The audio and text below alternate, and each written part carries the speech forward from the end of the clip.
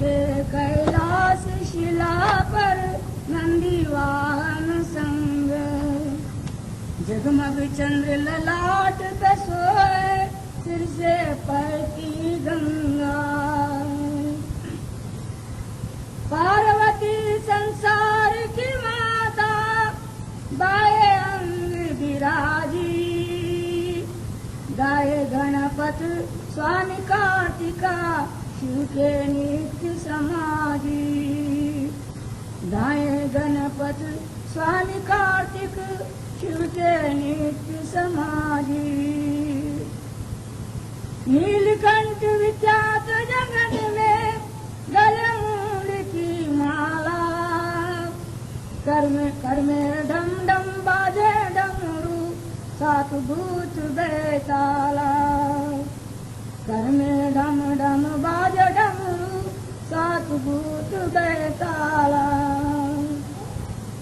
ब्रह्मरेंद्र के ऊंची शिखर पर मेरु सुमेरु विलासा, मान सरोवर अंश विराजे तारे शिव की आशा। मान सरोवर अंश विराजे तारे शिव की आशा। ज्ञान ध्यान वैराग्य की मूर्ति समझे कोई ज्ञानी, गुरु मिले तब वेद बतावे राधा स्वामी की सादानी। गुरु मिले तब वेद बतावे राधा स्वामी की सादानी। शिव बैठे कैलाश शिला पर नंदी वाहन संगा, जगमग चंद्र ललाट पे सोए सिर से बहती गंगा।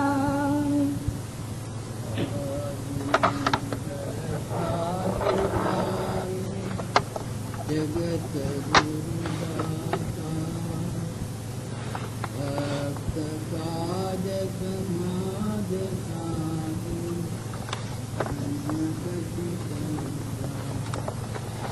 भक्त नाव चढ़ाए जन को किया भव जय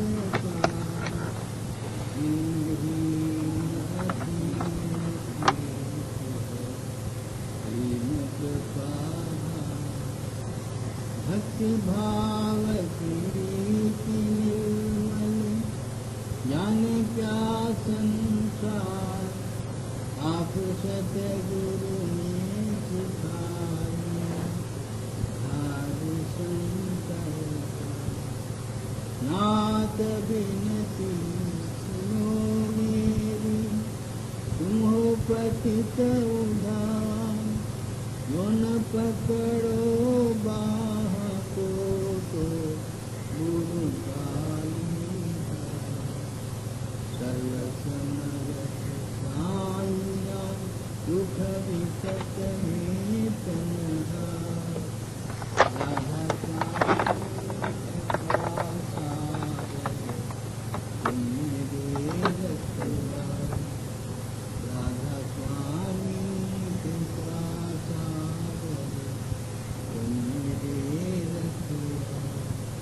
राधा मंगल साधियाए जगत गुरुदाता, भक्त काज समाज साधु, धन्य सतु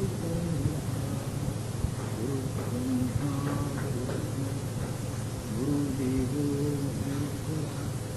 गुरु साक्षात् परब्रह्म तस्मै श्री गुरुवे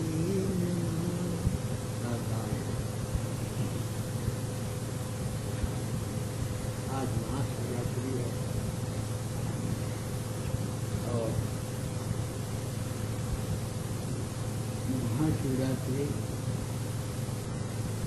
महर्षि जी महर्षि सूर्यदयाल जी गुरु उनका जन्म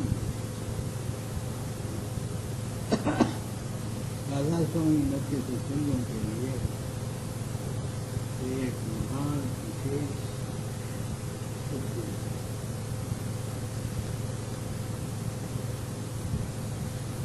ऐसा दयाल है,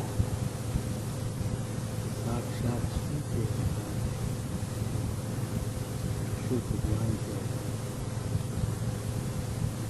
शिव भगवान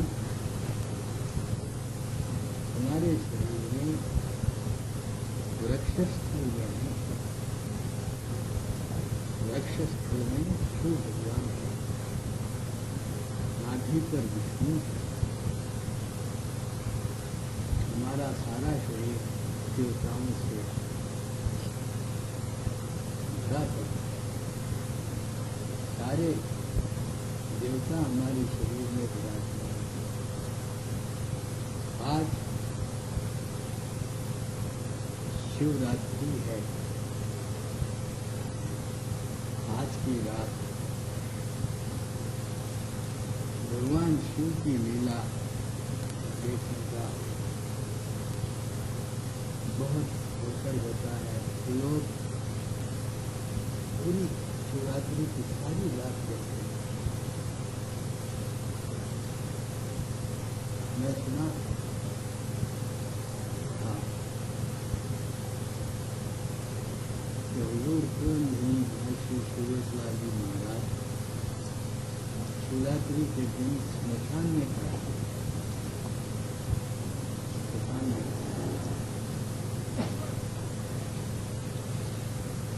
जाकर देखते थे कि इस रात में यहाँ क्या हो।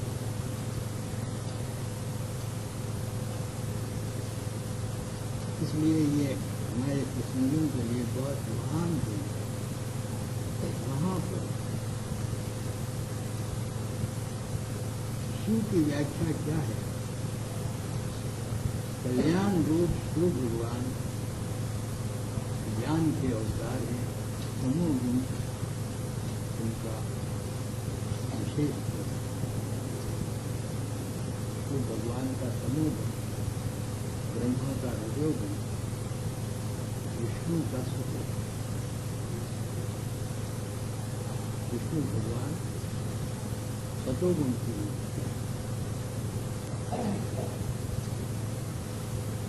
सतोगुण में भी क्रिया शक्ति नहीं है और तमोगुण में भी क्रिया शक्ति नहीं है। प्रकाश ही प्रकाश, अंधकार ही अंधकार।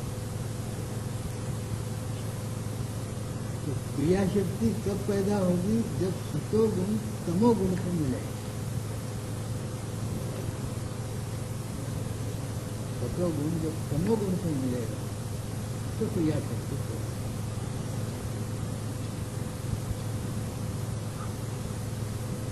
ब्रह्मा मन है, रजोगुण। अगर रजोगुण न रहे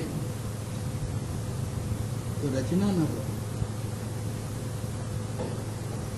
केवल प्रकाश से रचना नहीं होती, केवल अंधकार से रचना नहीं होती। प्रकाश को और अंधकार को मिलाने वाली रजोगुण। जैसे एक शख्स में बाग हो, उस बाग में किस्म किस्म के दरख्त और किस्म किस्म के फूल थे, किस्म किस्म के फूल थे। जब बाग में फूल और फल उगने लगे, उसको फिक्र हुई कि भाई इसका रखवाला होना चाहिए। तो ऐसे रखवाले को रखना जो बाग के बिल्कुल न था। उसके दिल में यह ख्याल आया कि रखवाला ऐसा होना कि वो बाग के फल फूल खाना भी चाहे तो न खाए। तो उसने बहुत सोचकर एक अंधे को और लंगड़े को रखवाला लगाया। अंधा है, अगर उसको फल की खुशबू आएगी तो वो जा नहीं सकता, खा नहीं सकता। और लंगड़ा है, उसकी भी यही हालत है। अंधे और लंगड़े को रखवाला रखता है। अंधा बोलता था अरे क्या सुगंधी आ रही है, लंगड़ा बोलता था अरे मैं देख रहा हूं मगर मैं चल नहीं सकता। कुछ दिनों ऐसे गुजर गए। उसके बाद अंधे ने कहा अरे भाई बाग में तो फल बहुत है। अंधे ने लंगड़े से कहा कि एक तरकीब मैं बताता हूं, तू मेरे पास आ और मेरे ऊपर बैठ जा, पीठ पर, और रास्ता चल, फल तोड़ दोनों खा ले। अंधे के पीठ पर लंगड़ा बैठ गया और वो रास्ता बताते गया, बाग के सारे फल फूल। मालिक ने देखा, मैं सोचने लगा था ये क्या। उसी तरह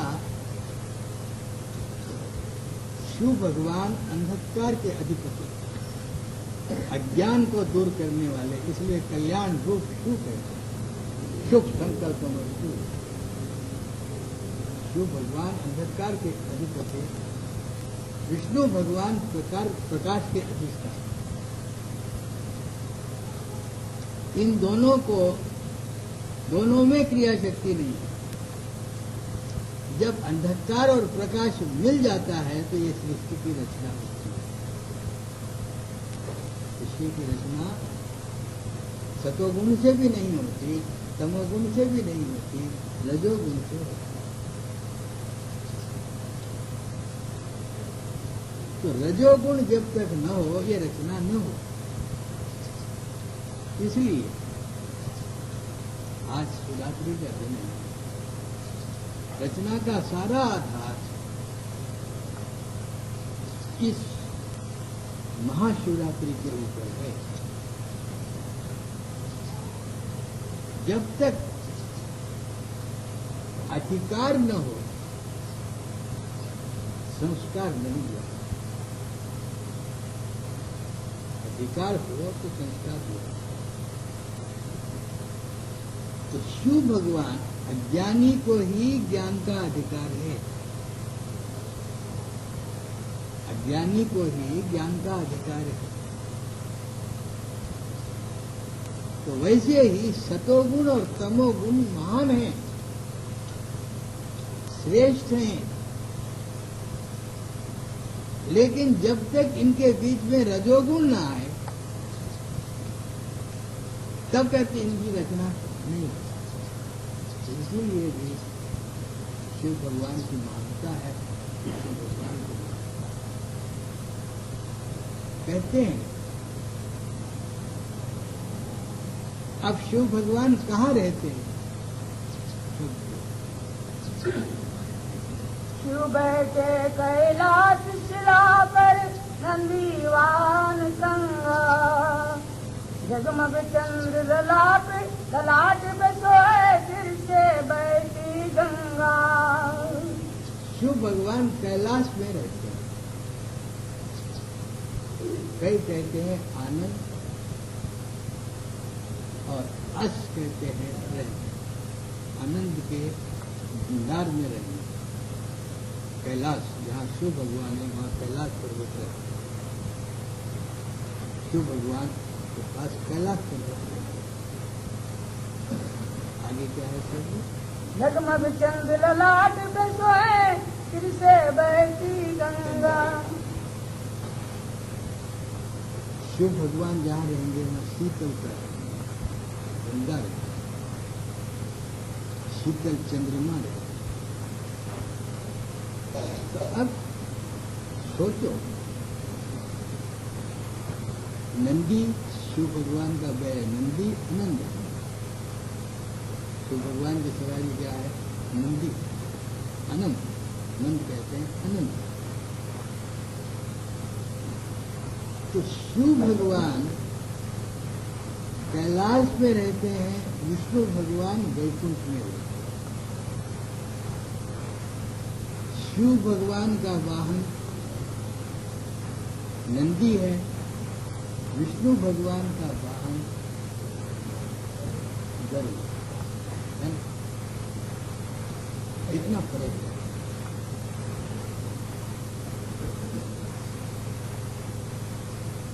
एक तो है चैतन्यता और एक है चैतन्यता का प्रतिभास। जब तक चैतन्यता न होगी आपके शरीर में, एक है चैतन्य की धार और दूसरी है उस चैतन्य का मंडल। तुम चैतन्य की धार को निकालने की कोशिश करो, मंडल बिगड़ जाए। मैं कह रहा हूं, शिव की भक्ति करने वाले विष्णु की भक्ति भी करते हैं। शिव की भक्ति करने वाले विष्णु की भक्ति भी करते हैं और विष्णु की भक्ति करने वाले शिव की भक्ति भी करते हैं। राम के आदर्श शिव जी थे और शिव जी के आदर्श राम थे। शिव भगवान दिन तेलुगु చెప్తా ఎప్పుడు సత్యాన్ని हिंदी लगे। शिव भगवान के आदर्श जो है, शिव भगवान के इष्ट है, वो विष्णु है। लोगों को पता नहीं है शिव और केशव में कोई भेद नहीं। जहाँ शिव है वहाँ केशव है, जहाँ केशव है वहाँ शिव है। हमारी सिकंदराबाद से कुछ वैष्णव लोग यात्रा को गए, तो उनकी यात्रा की गाड़ी काशी से गुजरी, काशी से। तो वैष्णव लोगों ने कहा कि भाई खाना नहीं खाना, पानी नहीं पीना है। तो काशी आ गई। काशी में वैष्णव लोगों ने कहा कि यहाँ खाना पानी नहीं पीना, इसके सरहद के बाहर जाने के बाद खाना। अब इन लोगों को ये पता नहीं, शिव भगवान अपना इष्ट विष्णु को रखते हैं। रामायण में जब राम गंडक आरण्य में राम और लक्ष्मण सीता की खोज कर रहे थे, तो शिव जी आकाश से बैल की सवारी पर कहीं जा रहे, पार्वती साथ। पार्वती ने पूछा, नाथ क्या ये तुम्हारे राम हैं? तो शिव भगवान ने कहा, हाँ ये मेरे राम हैं, मेरे भगवान हैं। तो पार्वती कहने लगी, तुम्हारे भगवान कैसे ऐसे औरत के पीछे दीवाने करके झाड़ झाड़ को कहा जा रहा, हाय सीता, हाय सीता। तो शिव भगवान ने कहा, पार्वती भगवान राम नर लीला कर रहे हैं और इस नर लीला के अंदर भी एक और लीला है जो औरों को नजर नहीं है।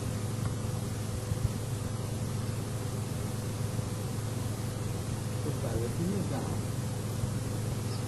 नाथ मेरी समझ में नहीं आती कि नर लीला के अंदर और लीला है। तो फिर शिव भगवान ने कहा कि वर्षों से जो तप करते करते करते दरख्त रूप में बन गए, उनको राम दर्शन दे रहे हैं और सीता का बहाना है, हाय सीता का बहाना है। पार्वती ने कहा महाराज ये कैसा बहाना है? तो शिव जी ने कहा जा परीक्षा। पार्वती ने परीक्षा और अपना रूप सीता का बनाया। बात हुई अभिशक्ति थी, उसने अपना रूप सीता का बनाया। और राम जो है जहां सीता करते हुए उन दरख्तों को आलिंगन लेते थे, वहां सामने सामने सामने सामने जाएंगे राम के साथ। एक दो बार सामने जब गई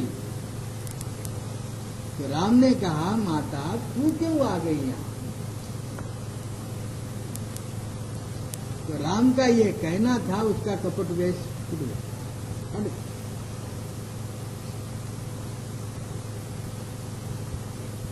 और देखती क्या है कि हजारों ऋषि हैं और राम दर्शन के लिए तड़प रहे हैं, वो वृक्ष रूप हो गए।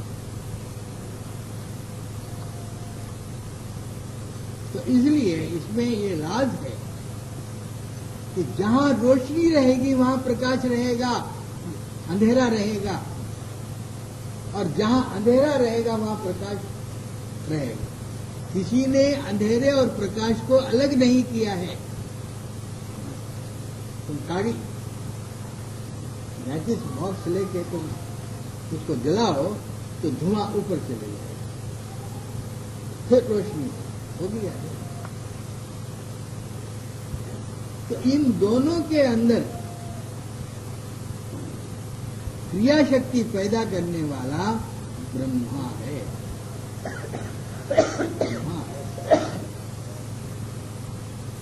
और शिव भगवान जहां भी देखो आप आनंद की जगह रहेंगे शिव भगवान, और विष्णु भगवान लड़ाई की जगह रहेंगे।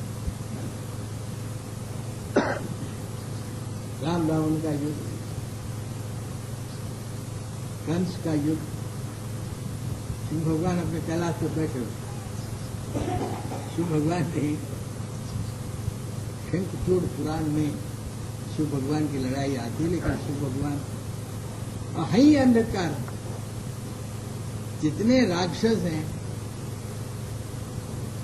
सब शिव भगवान के शिष्य हैं। कंस भी शिव भगवान का, कंस का आदर्श शिव भगवान थे, रावण का आदर्श शिव भगवान थे, मेघनाथ का आदर्श शिव भगवान था। देखो अंधकार, निशाचर। इसलिए जो चैतन्य की धार हमारे शरीर में है, हमारे शरीर में शिव का स्थान कहाँ है? शरीर में वक्षस्थल, वक्षस्थल के स्थान पर शिव भगवान है। और मन में सुन और महासुन का स्थान शिव जी का है। और शिव जी मृत्यु के अधिपति, शिव भगवान मृत्यु के अधिपति, स्मशान में रहने वाले, स्मशान में रहने वाले। तो हमारे शरीर में वृक्षस्थल, हवा का मुकाम शिव जी का है। और मन के अंदर सुन महासुन का मुकाम है। तो जो अभ्यासी सुन और महासुन के ऊपर अपने मन को स्थिर करता है, वो मृत्यु से गुजरता है। जो आदमी शरीर अजागृत हो जाता, सुन पड़ जाता, यानी जिस वक्त मृत्यु के वक्त जैसी अवस्था होती है, वही अवस्था, वही स्थिति आपको सुन और महासुन में होती है। आगे है भंवर गुफा, आगे भंवर गुफा, आदि माया, कीनी चतुराई, जीती बाजी, हार में। आगे भंवर गुफा है, सुरगुंडम, गंगया, सुरगुंडम। भंवर गुफा से निकलना बहुत मुश्किल है।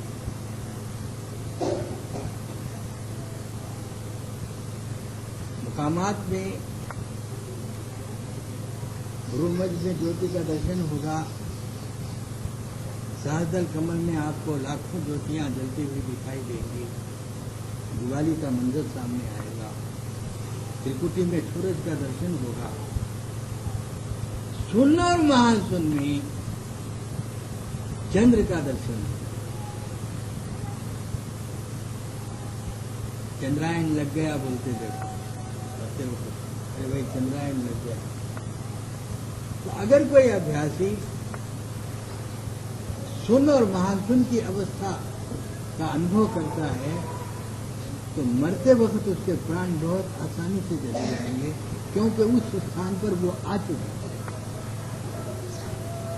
उसकी जब मृत्यु होगी तो उस वक्त उसको कोई तकलीफ नहीं होगी, क्योंकि इस मुकाम को पार सकता है।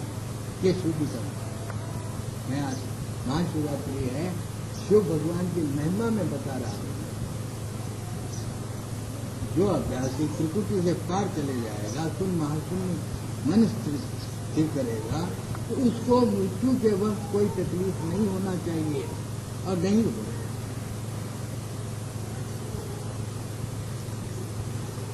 तो वैसे ही कहो, बैठे कैलाश शिला पर नंदीवान संग, जगमग चंद्र ललाट पे सोए सिर से बहती गंगा। पार्वती संसार की माता बाएं अंग विराजी। शिव जी के लक्षण चंद्र का दर्शन। दुनिया में खुश रहना चाहते हो, दुनिया में धनवान रहना चाहते हो, धन धान्य से खैर रहना चाहते हो, तो गुरुमज सहस्रदल कमल त्रिकुटी, ये 3 स्थान का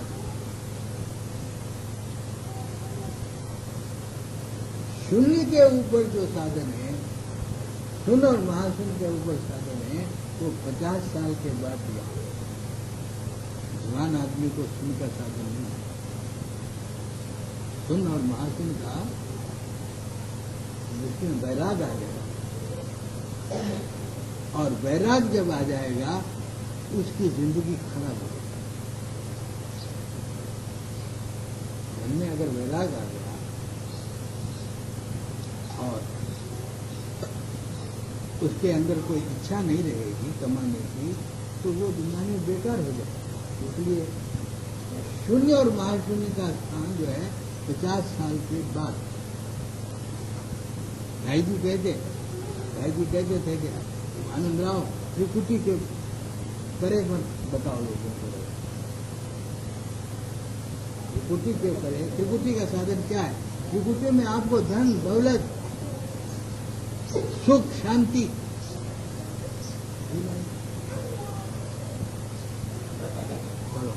बैठे कैलाश शिला पर नंदीवान संग, जगमग चंद्र ललाट बसोए सिर से बहती गंगा। पार्वती संसार की माता बाएं अंग विराजी, गाये घनपट स्वामी कार्तिक शिव के नित्य समाधि। नीलकंठ विख्यात जगत में गले मुंड की माला, घर में ढम ढम बाजे डमरू साधु भूत बैताला। ये वैराग के लक्षण है। मुंडमाला जो है ये वैराग का लक्षण है।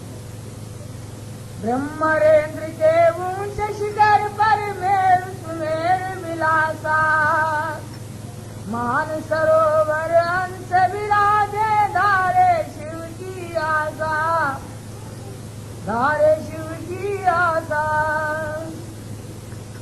ज्ञान ध्यान वैराग की मूरत समझे कोई कोई ज्ञानी, गुरु मिले तब वेद बतावे, अल स्वामी की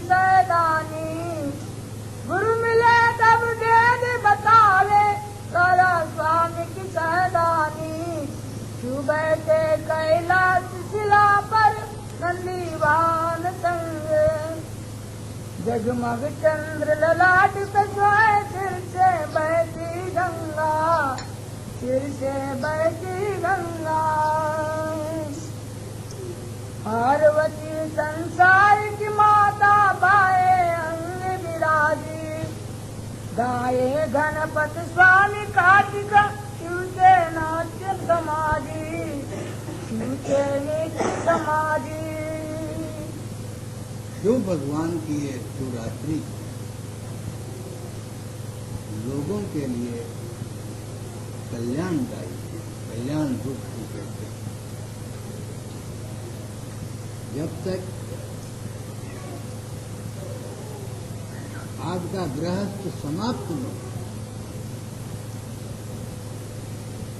तब तक सुन और महासुन के ऊपर वृत्ति नहीं बननी चाहिए। जाती है, बच्चा है, जवान है, अभी उसकी लड़कियों की शादियां हैं, लड़कों की शादियां हैं। ऐसे आदमी को अगर तुम सुन और मासूम के ऊपर अभ्यास दोगे तो उसकी जिंदगी बर्बाद होगी। हाँ, इतना जरूर है, क्योंकि मुझे अनुभव, सूरज की धार कभी कभी सुन महासुन के ऊपर टिकती है, चंद्र का दर्शन हो जाता है, अभ्यासित हो। लेकिन हमको टिकाना नहीं चाहिए, क्योंकि सूरज की धार उसको हमेशा से नीचे तेजी से उतरने की आदत है, ऊपर से आती है। तो कभी कभी आपको दर्शन हो जाता चंद्र। जो मुसलमान लोग हैं, इनके पास हलाली का आदर्श है, हलाली तो ये महत्व है। मुसलमान लोग जो हलाली जो है, चंद्र को बहुत मानते हैं ना, उसके आगे वो लोग नहीं गए, हलाली नहीं। तो शिव की महिमा क्या है? शिव भगवान अंधकार के रूप कल्याणकारी आनंद में रहते हैं, विष्णु नहीं। विष्णु संघर्ष में रहते हैं। कभी भी आप देखेंगे भगवान विष्णु के सामने प्रॉब्लम ही प्रॉब्लम करेगा, वो राक्षस होगा, ये राक्षस होगा। वैकुंठ में रहते विष्णु और शिव भगवान कैलाश में। कैलाश में आनंद है, वैकुंठ में बुद्धि गुम हो जाती है। यानी क्या? जिस आदमी के सामने परेशानी उसकी बुद्धि गुम हो जाती है, वही कहते हैं स्थगित होने को। कुंठ यानी बुद्धि, जिसकी बुद्धि, जैसे आप लोग कहते हैं तुकाराम कहाँ गया? तुकाराम वैकुंठ में गया। आप तो बहुत खुश हो जाते वैकुंठ में गया बोलते, मगर वहां क्या है? हम सोच नहीं सकते उस मुकाम पर गया। कहाँ? आपने समझा ना, वैकुंठ का मतलब क्या है? अभ्यास करते करते करते जब हमारे अंदर गुम छवि की हालत होती है, हम गुम हो जाते हैं, उसको कहते हैं वैकुंठ। जो पागल आदमी है, पागल आदमी के लिए तो रोज वैकुंठ है।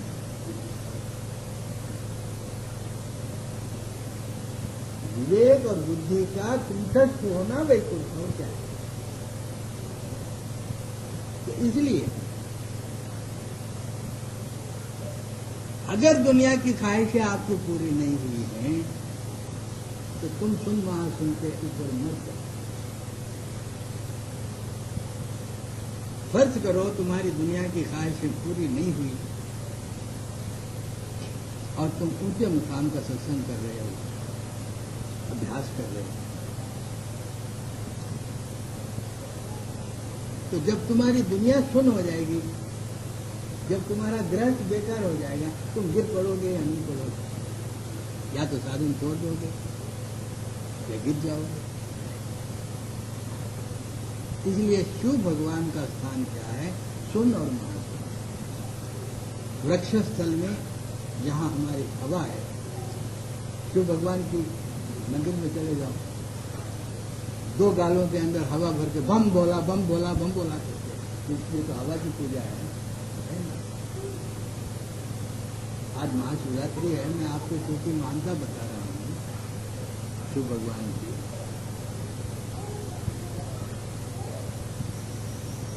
तो शिव भगवान का स्थान हमारे रक्षस्थल में उन महाशंकर अदम और अनाम,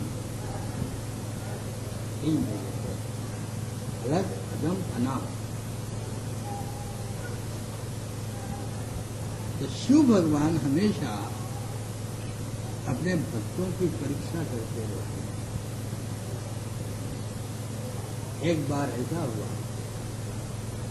शिव जी का मेला लगा हुआ, लाखों भक्त आए हुए।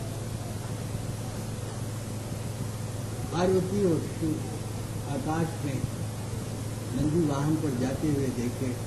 पार्वती को बड़ा आनंद हुआ, शिव भगवान के लिए कितने भक्त हैं। मैं आपको इसलिए बता रहा हूं, त्रिपुटी के पार जाओगे, सुन महासुन के ऊपर स्थिर हो जाओगे, तुम्हारी परीक्षा होगी। शिव भगवान भक्तों की परीक्षा लेते हैं। तो पार्वती कहने लगी, महाराज आपके लिए इतने लोग घर छोड़कर, बार छोड़कर आए हुए हैं। तो शिव भगवान ने कहा, पार्वती ये सब भोंदू हैं, अपने अपने गरज के लिए आए, मेरे लिए कोई नहीं है। महाराज ऐसा कहीं हो सकता है? ऐसा हो सकता है?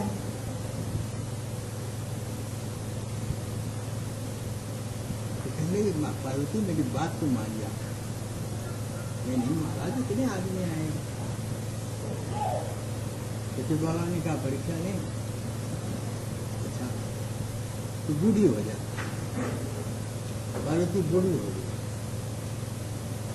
वो जो पड़ित बावली है वहां बैठ जा। वहां एक पड़ित बावली पे, वहां से यात्री सब गुजरते, वहां बैठ गए। और आने वाले जो वहां से गुजरेंगे उनको कहना कि मेरा पति बावली में गिर गया। मगर उसको वो शख्स निकाल सकता है जो जिंदगी में कोई पाप नहीं, दूसरा आदमी नहीं निकाल। तो पार्वती गई, वहां बैठी, बूढ़ी हो गई। जो आने वाले थे, क्या क्या क्यों रोती है बूढ़ी? कहने लगे, मेरा पति उसने बावली में गिरा। कहने मैं निकालता हूं। भाई, जो आदमी जिंदगी में माँ के पेट से पैदा होकर अब तक कोई पाप नहीं किया है, वही निकाल सकता। ये बात तो नहीं है।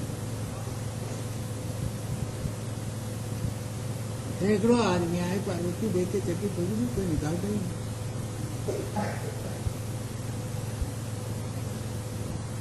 आखिर में एक अवधूत आया,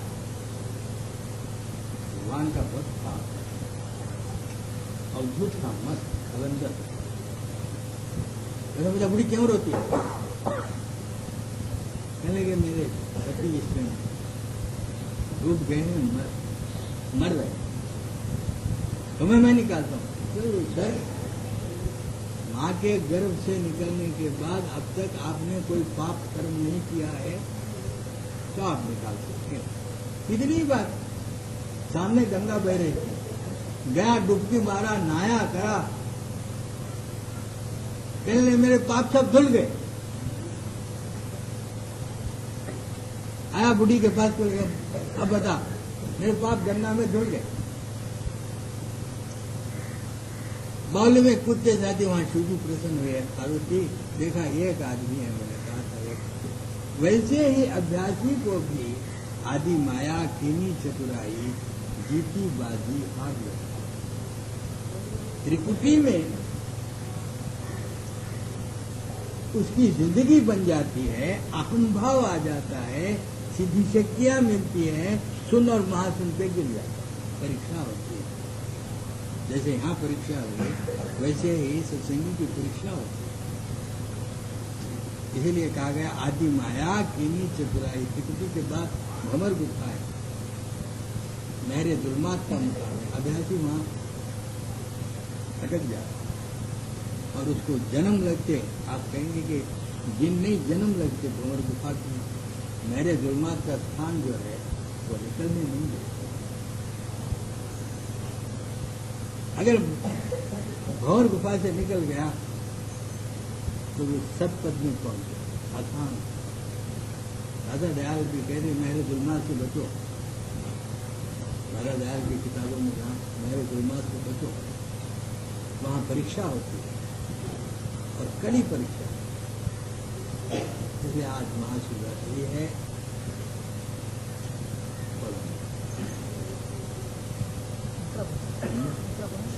बोलो सुबह के कैलाश शिला पर नंदी वाहन संग, जगमग चंद्र ललाट पे सोए सिर से बहती गंगा। पार्वती संसार की माता दाएं अंग विराजी, दाएं गणपति स्वामी कार्तिक शिव के नित्य समाजी। शिव भगवान के अलंकार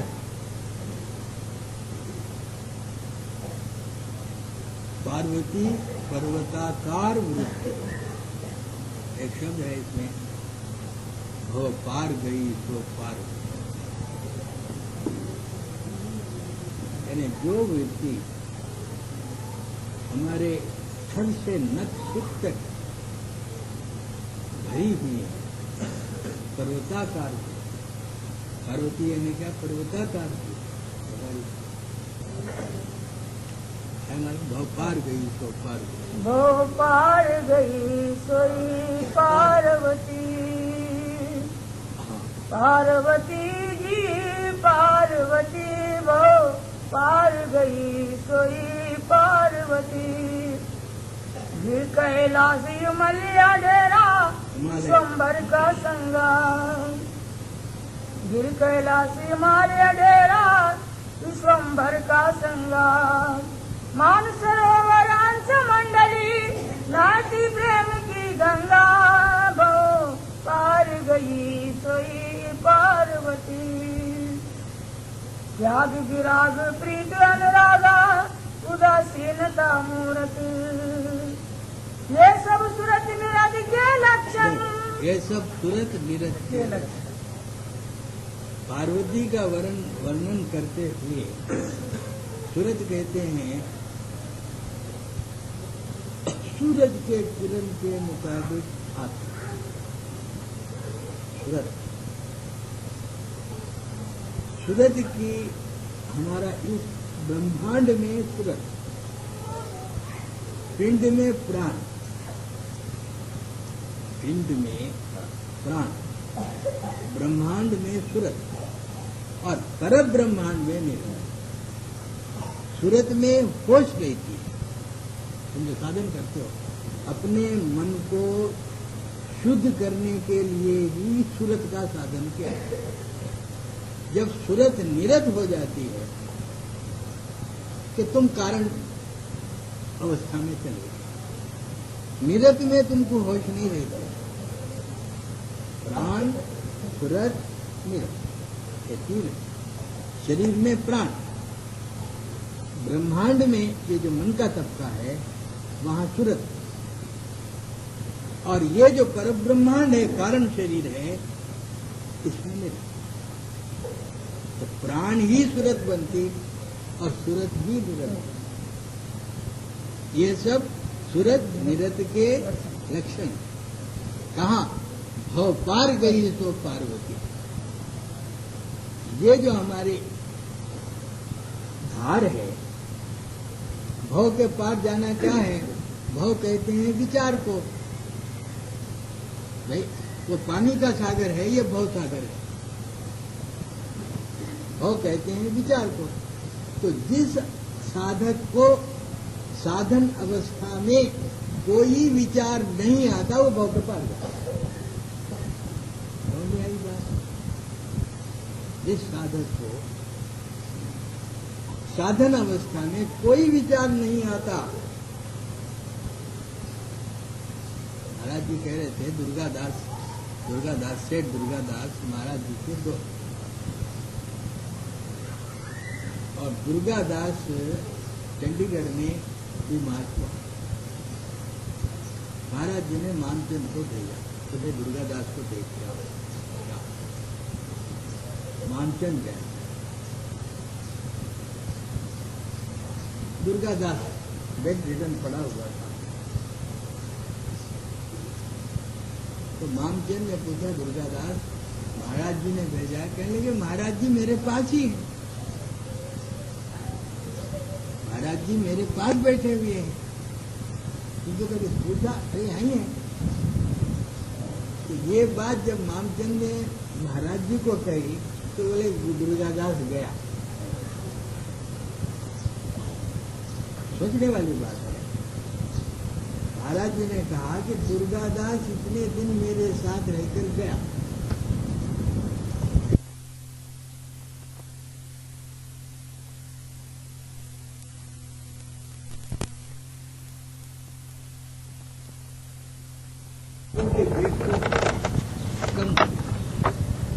जब तक तुम्हारे अंदर विचार आएंगे तुम जन्म मरण के चक्कर से नहीं बच सकते।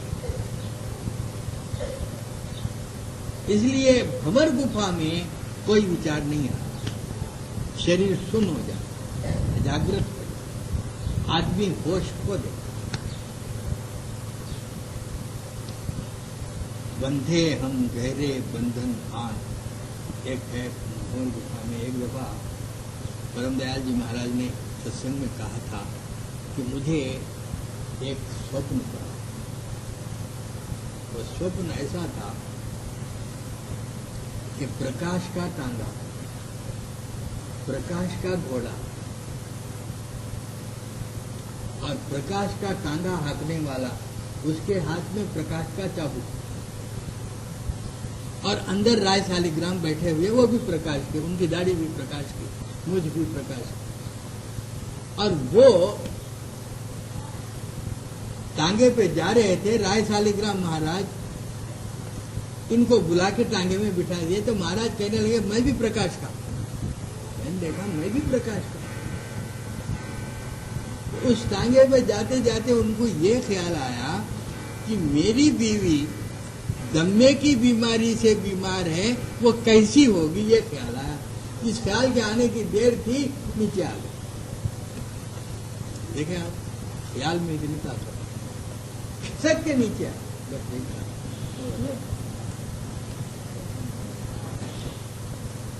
खिसक के नीचे आ गए। उसी तरह आप भी अभ्यास में, मैं आपको शिवरात्रि पर अपना अनुभव बता रहा हूं, आप भी अभ्यास में विचारों के वेग में रहेंगे। वहां विचारों ही, तुमने नामदान लिया है, वहां विचार ही सोचते रहेंगे, ये आदत हो जाएगी।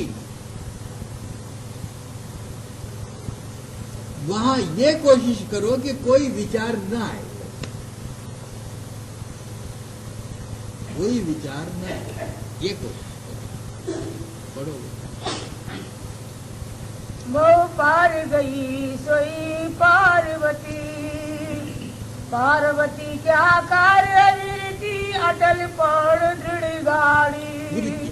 हमारी वृत्तियां, शरीर में जब हम रहते हैं तो 25 प्रकृतियां हैं, 25 प्रकृतियां हैं शरीर में। इसको 25 तेलंगा कबीर साहब ने। जब शरीर में रहोगे तो तुम परस्वाधीन रहोगे, तुम्हारी प्रकृति बदलते बदलते बदलते जाए।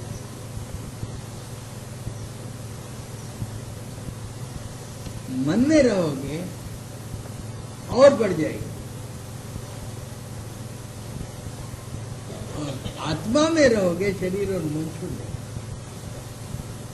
तो कहते हैं मन के परे, देहादि के परे। महाराज जी ने खत लिखी, वो किताब लिखी है, बेहदी के परे। बेहदी के परे है क्या?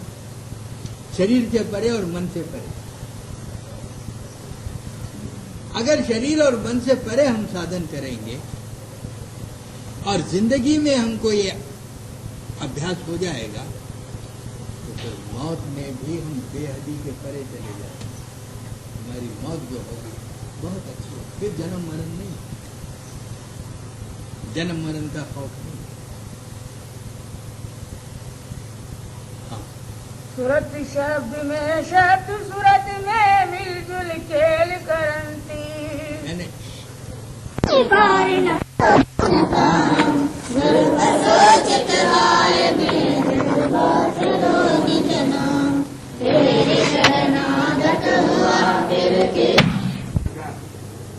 और जितने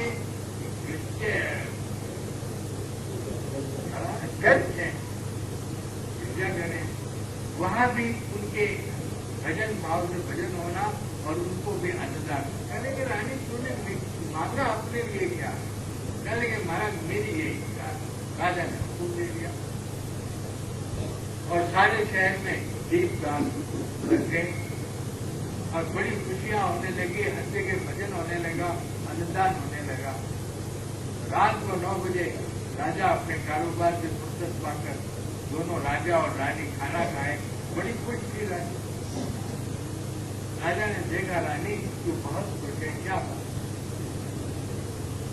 तो आज मैंने 16 बरस से तुझे देखा, तो आज बहुत खुश है। रानी ने कहा महाराज क्या बताऊं मेरे पास, आपका विवाह करके 16 बरस हुए, किसी दिन भी आपके मुंह से राम का नाम नहीं सुनी। तो कल रात को 3 बजे जब मैं पाक सेवा कर रही थी, आपके मुख से राम का शब्द निकला। राजा ने कहा निकला रानी? रानी ने कहा हाँ महाराज मैंने सुना है, निकला है। निकला इसी वक्त में गए, जो राम निकल गया मेरे तन से, अब मैं रह के क्या करूं, मर गया।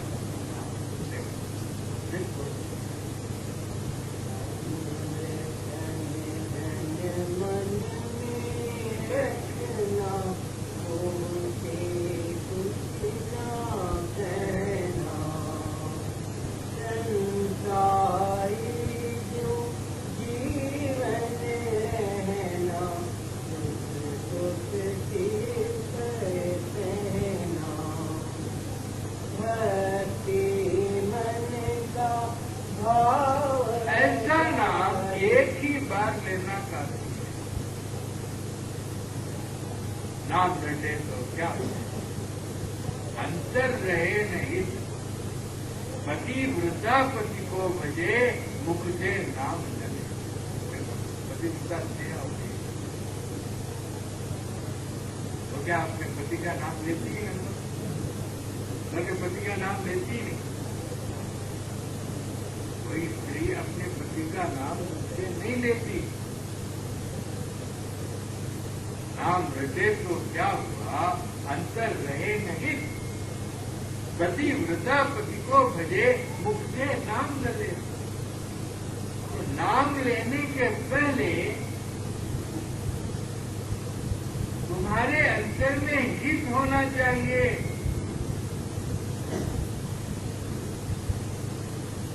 स्त्रियां क्या करती हैं, पति के भाव को लेकर अपने ससुर का आदर करती है या नहीं? ठीक है, सास का आदर करती है, देवर का आदर करती है, जितने पति के संबंधी है वो सबसे प्यार करती है। इस वजह से पति ने अगर कुत्ता भी पाला है उसकी सेवा करती है। तो वो नाम ली क्या ना ली। इसीलिए संसार में तुम्हें परमात्मा से अगर प्रेम है तो परमात्मा की बनाई हुई इतनी सृष्टि है, उसके साथ अगर तुमको हित नहीं है तो तुम परमात्मा का नाम क्या लेते? क्या तुम ले सकते हो?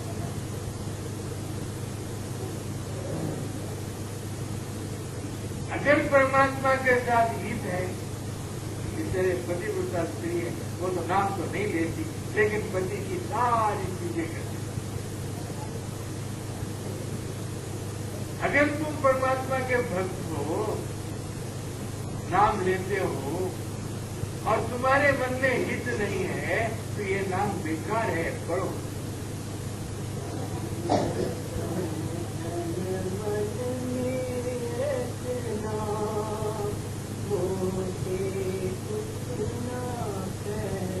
उस परमात्मा के एक शब्द और है, अब मैं जाना रे भाई, मेरे सदगुरु ने जुगल रखाई। हाँ,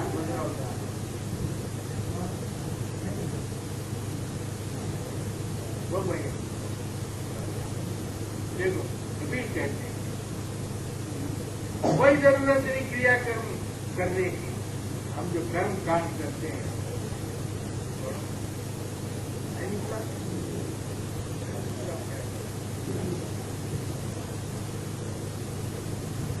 अब मैं जाना रे भाई, मेरे सदगुरु ने जुगल रखाई। क्रिया कर्म आचार में जाना।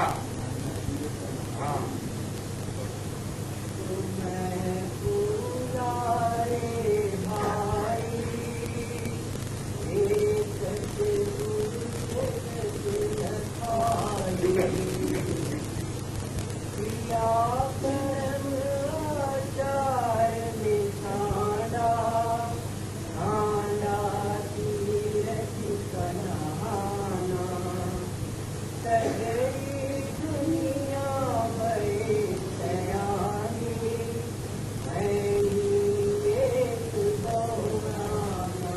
पागल कहती है ना मुझे दुनिया में जो लोग पूजा करते नहीं जाते, जो लोग महादेव जी का दर्शन नहीं करते, तो समाज उसको क्या कहेगा, ये पागल है।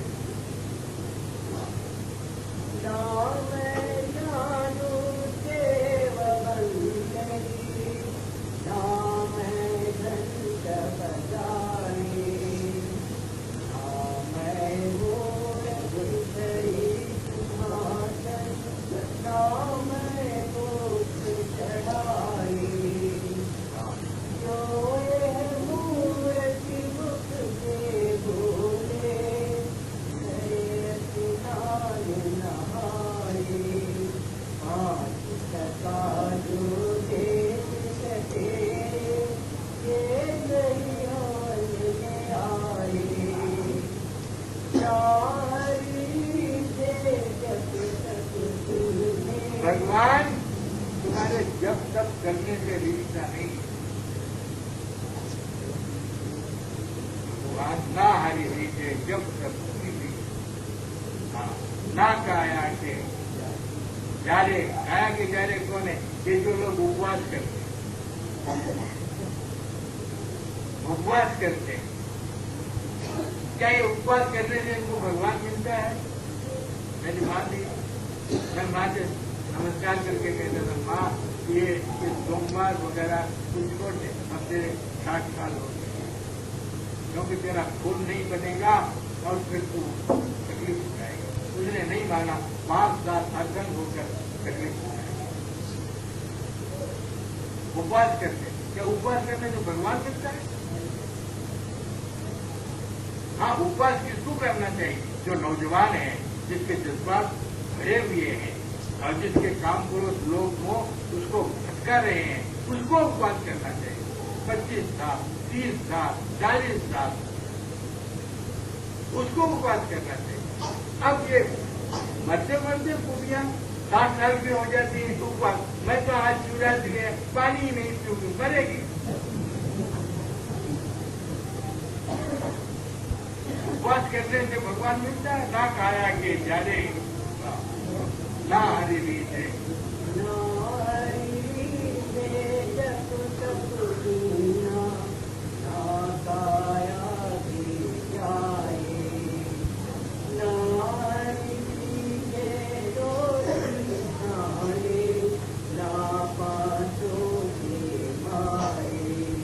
काम क्रोध मद लोग को मारोगे तो सम अवस्था है, मगर अभी भगवान नहीं मिलेगा, अभी मंजिल बहुत दूर है। वहां मन न रहना चाहिए, ये जो आत्मा का आवरण है, आत्मा के आवरण का जो आखिरी अंतिम एक स्थान है वो सत्य। सत्यम से आगे मन नहीं है। संत मत उसके कहता है मन अमन हो गया। तो मन के नहीं रहने से इंद्रिया भी नहीं है, प्रकृति भी नहीं है, वृत्तियां भी नहीं है। तो वहां क्या है? वहां क्या है? नहीं काले मखलूक न मिलकर, कर्ता कारण काज न दिक्कत, राम रहीम करीम न केशव, कुछ नहीं कुछ नहीं कुछ नहीं।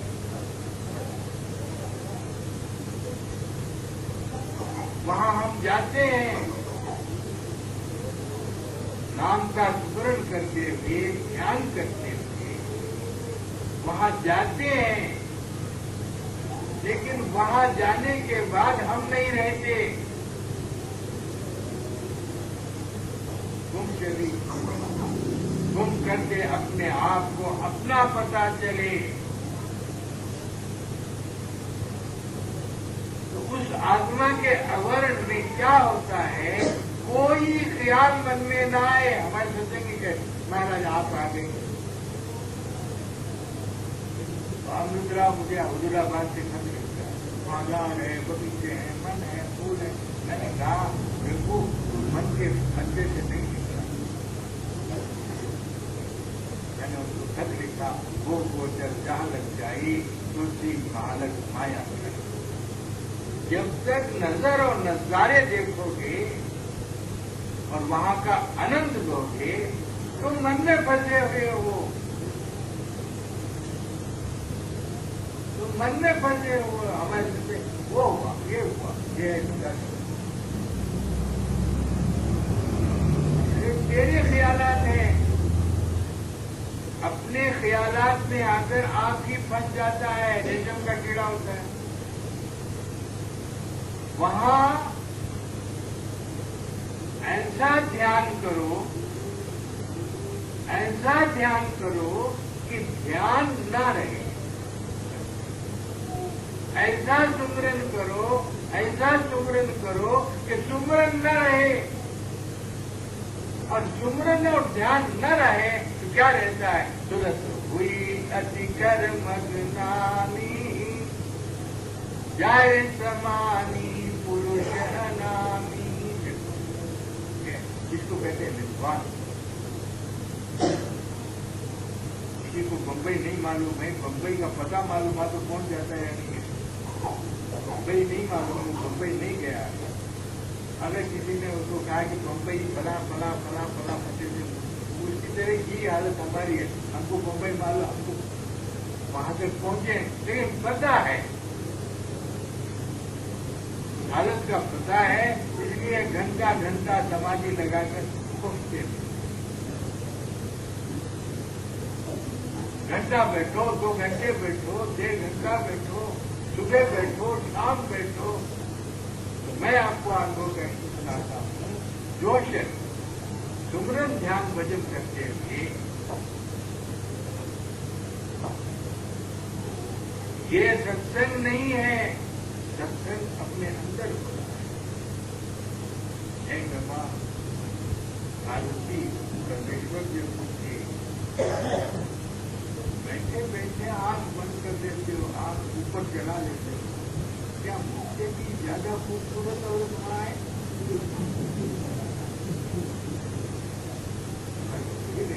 परमेश्वर दूसरा, परमेश्वर कहते हैं प्रिय वहां मैं ही नहीं रहता,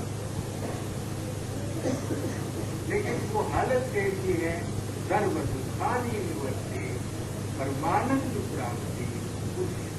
वहां न सुख है न दुख है, न रंज है न खुशी। वो एक हालत है, उस हालत को कहते हैं स्टेट ऑफ स्टेटलेसनेस। और उस हालत को राजा दयाल ने बताया, वो घर से अपने आप को इंसान अपनी हस्ती को खत्म कर दे, फना के बाद पका, पहले फना पका। वो हालत क्या है, वहां कोई ख्याल नहीं, तो वो है नाम रतन धन। बढ़ेगा में जाना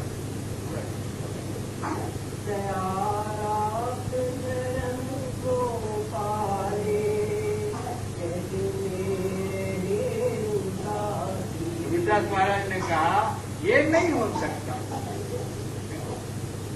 योग करना बहुत मुश्किल है, सुरक्षित योग का साधन इतना आसान नहीं है। मैंने कहा आपको मुझे 1932 से लेकर 1958 तक मुझे सूरज के दर्शन नहीं हुए विभूति पर, और दादा दयाल ने उसी दिन दर्शन करा दिए। सुरक्षित योग का इलाज इतना आसान नहीं है जितना तुम समझते हो, लेकिन अगर ये साधन सुबह करें और शाम करें, तो मैं आपको चैलेंज देता हूं कि कोई बुरा काम तुम्हारे हाथ से होगा, लेकिन आहिस्ते आहिस्ते आहिस्ते तुम्हारे अंदर से सारी बुराइयां दूर हो जाएंगी।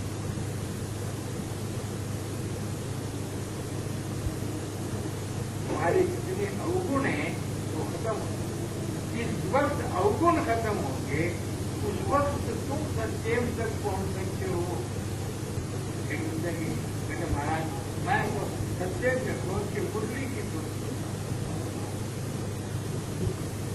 पहले उसकी जगल बड़ी अच्छी तरह से, फिर कहने लगा कि महाराज क्या घर में औरत बहुत करता है, जो आदमी सत्यम पर होता है,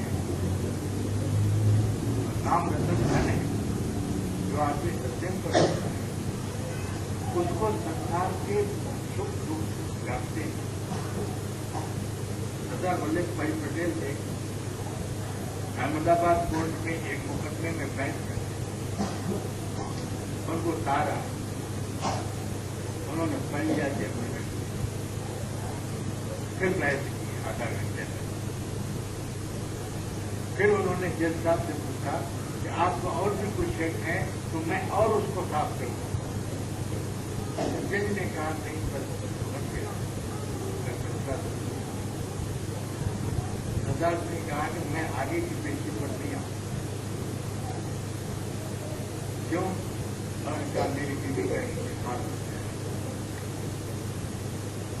तो जो शख्स अपनी बीवी के इंतकाल होने की खबर सुनकर आधे घंटे तक मुकदमे की बहस कर सकता है, तो वो है सत्यम तक पहुंचा हुआ। मुझे पता नहीं सरदार वल्लभ भाई पटेल का क्या साधन था, जब योग था या क्या था, मगर मैं समझता हूं कि जो उनका साधन था बिल्कुल सही। महात्मा गांधी थे, अमन से संयम तक पहुंचते थे, वहां से आके कहते थे कि मुझे ये आवाज आई, तू आता है कुछ नहीं। तो इसलिए दोस्तों, नाम रतन है, नाम कुछ नहीं है, नाम के साथ हमारा अमल।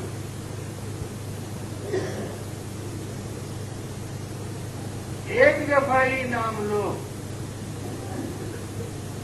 मगर एक दफा के नाम लेने के लिए दिन भर काम करो। तुम्हारे दिन भर का काम जितना शुद्ध होगा उतना ही तुम्हारा साधन प्रफुल्लित।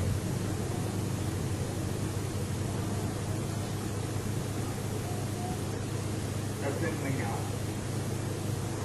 आज का सत्संग यहाँ छोटे बाहर से आए हुए आचार्य हैं। मैं तो सत्संग रोज करता हूँ,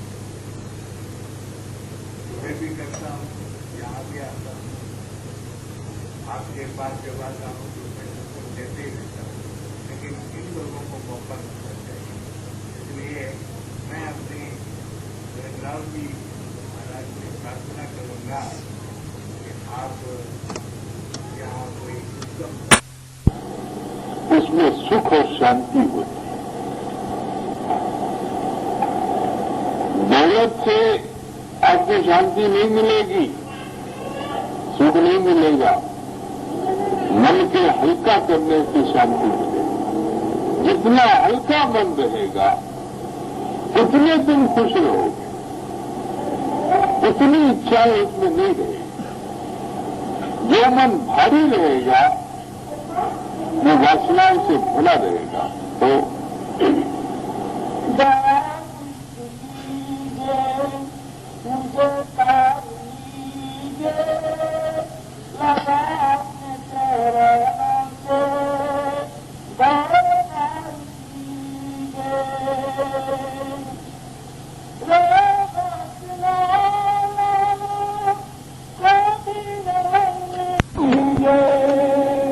तो दोस्तों,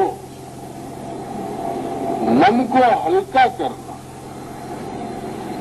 मैं कहता हूं, मेरा अनुभव है, अगर आदमी में मानदान नहीं, मानदान का दर्जा बाद आता है, अपने मन को इकट्ठा करके इन मरकजों के ऊपर ध्यान और सिमरन करो,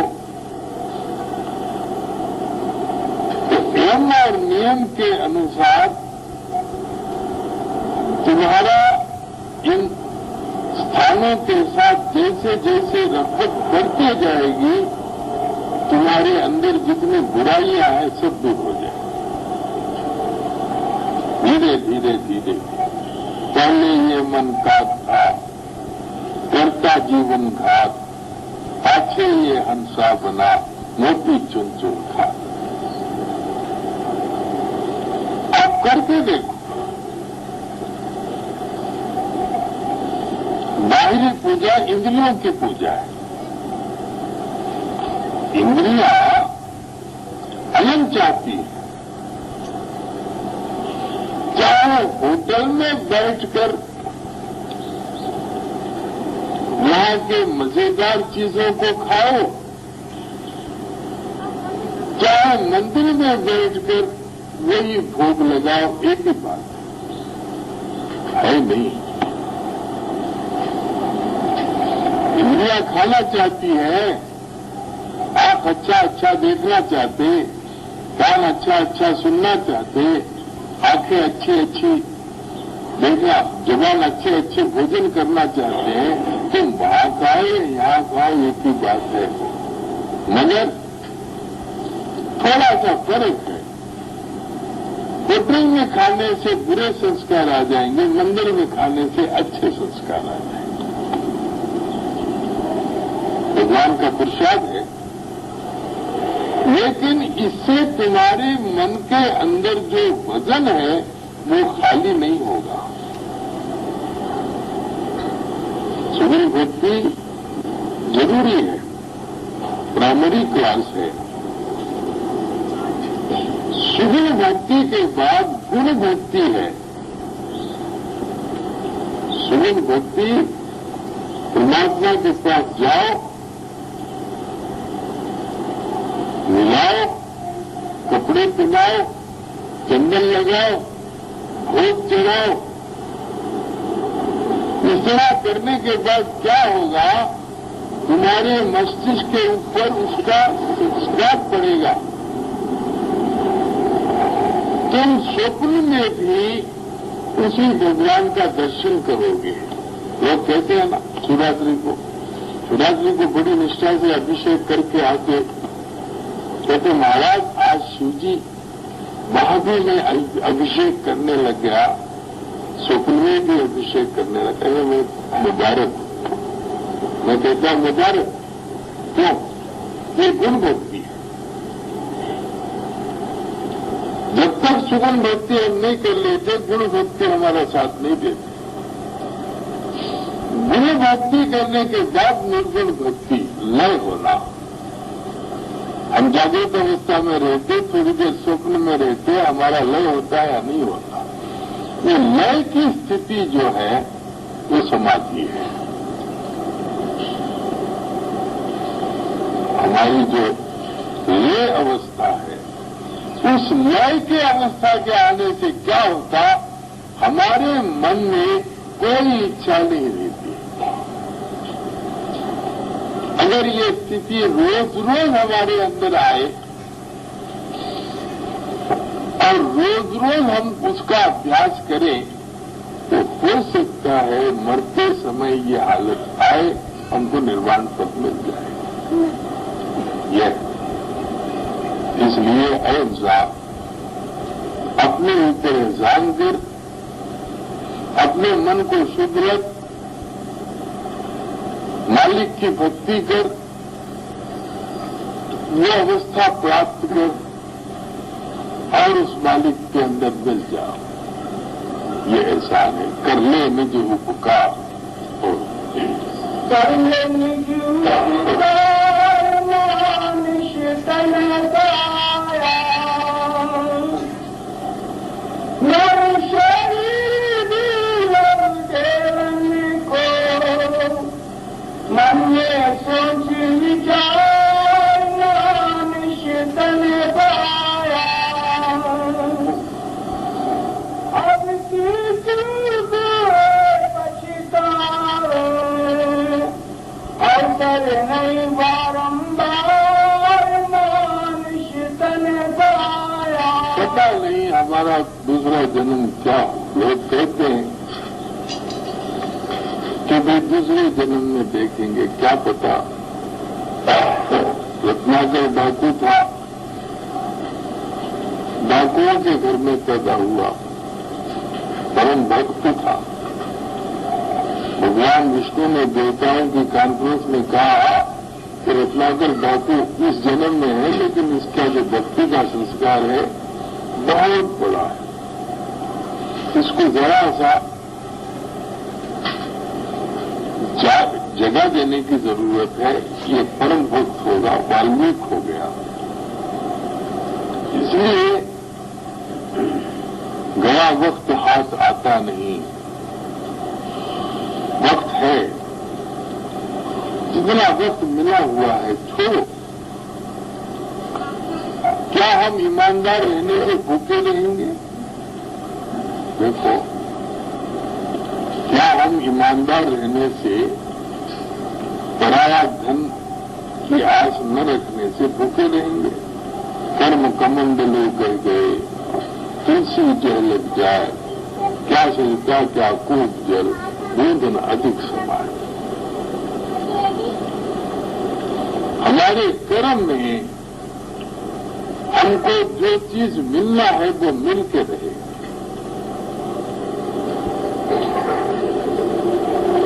इसलिए इंसान परमात्मा से मायूस मत हो। मैंने जिंदगी में देख लिया, जिस जमाने में मैं बहुत तंगदस्त था, बहुत तकलीफ में था, मैं कहता था कर्म कमंडलू गए, तुलसी जल लग जाए, क्या सविता क्या कूप जल, बूंद न अधिक समाए। मुझे ढारस मिलती थी। इसलिए दोस्तों, हमारे भाग में जो मिलना है वो मिलते रहता है। क्यों आस करना, 200-400 पीछे करना, क्यों मेरा पीढ़ी करना, क्या जरूरत है?